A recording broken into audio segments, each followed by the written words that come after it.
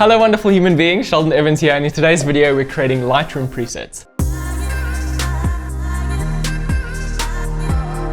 One of the most sought after looks in the photography community is the film look, and while you can go out and buy presets for this, and there are some that do it very well, today we're going to be creating that look for free. And then I'm going to show you how to use those adjustments and create a preset from them and apply it to the rest of the images in your catalog and get a consistent look throughout your entire collection. But if you're feeling a little lazy, you can download the preset that we create today in the description box below this video. So without further ado, let's hop into Lightroom and get started.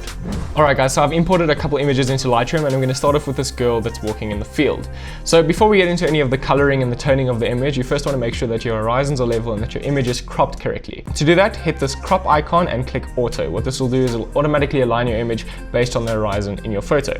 Click done, and now you've got your image aligned and we can start with the color grading. First things first is that I bring the exposure of the image down, and the reason I do this is to get more detail back in the highlights and the shadow of the image. To get even more details back, you can drop the highlight slider. I drop it all the way down, maybe to around 87, and you'll see that a lot more detail came back in the highlights of the image. You can do the same with shadows and bump them up slightly because the film look does have a very muted look. And by bringing down the highlights and pumping up the shadows, you give it a flat look. Then head on down to clarity and bump this up ever so slightly, maybe to around 5 or 7. And the reason you don't want to go overboard with this is because the film look is a very flat look, and by adding a lot of clarity, you make your image pop and look very modernized, and that's not something we're going for. Next, scroll down to the tone curve. This is where the film look really begins, and we can actually start adding color to our image and giving it that overall film aesthetic. But before we get onto the coloring, I just want to let you know that if you're enjoying today's video, you're going to absolutely love Skillshare. If you haven't heard of them, they're a platform with literally thousands of courses designed to help you learn a new skill, like Lightroom or Premiere Pro. A lot of people have been saying that the production quality of my videos have been increasing over time, and some of that is thanks to Skillshare. The cool news is that the first 150 people to click the link in the description of today's video will get a free 2-month trial to Skillshare. Whether you start off with something like Premiere Pro for beginners or learn about social media strategy from legends like Gary Vaynerchuk, then Skillshare's got you covered. Again, only the first 150 people who use the link in the description are going to get 2 months of learning for free. After that though, it's just $10 a month. The first 150 spots are going to get used up very quickly, so make sure you hit that link. But let's get back into editing our image. Something that's indicative of a film look is muted shadows and drop down highlights, where the shadows aren't technically complete black and the highlights aren't complete white. The blacks in your image are more of a dark gray and the whites in your image are more of a light gray than a solid white. So to do that, you're going to head on over to your tone curve and click this little icon so that you can get a curve control that you can edit. Then to bring the back level up, just hit the end of your tone curve here and slide it up slightly. Don't go too much, and the same with the end. This is your white point, and if you bring that down, you'll see that the highlights in the image drop and the whites aren't pure white but more of a light gray. Then head on over to this channel and select the red channel. Now we can start adding some color to our highlights and our shadows. You can do the same thing in split toning, but I prefer to do it in curves because I think you have a little more control. So start off by adding 2 points to your line and add a bit of an S curve. So I want to add some red into my shadows. So bring that up slightly, and I want to add some greens into my highlights. So bring this point down. Then head on over to the green and do the same, add 2 points. And again, drop the green in the shadows slightly and add some green to the highlights. And then you can do the same with the blue. Drop the blue slightly and increase the blue in the highlights a little bit. I'm happy with the way it's looking so far. And to see the adjustments that you've made, all you have to do is hit the backslash icon on your keyboard and you can see what the before and after looks like. Next, we head on over to the HSL sliders, and these adjust the hue, saturation, and luminance of specific colors in your image. You don't want to go too crazy here because colors differ from image to image. So if you have trees in one image that are a different green to say the grass in a different image, and you adjust these sliders too much, it can give off a bit of a gross look depending on which image you're editing. So don't go overboard here. All I like to do is increase the red a little bit towards the orange hue, the orange towards the yellow, and I drop the blues slightly. That's all I do here. And then for saturation, I drop pretty much every one of them. And the reason for this is that the film look is very muted, as I've spoken about before. Then luminance value is up to you. It depends on each image. You can see that if I adjust some of the luminance values here, it'll adjust the luminance values in the image.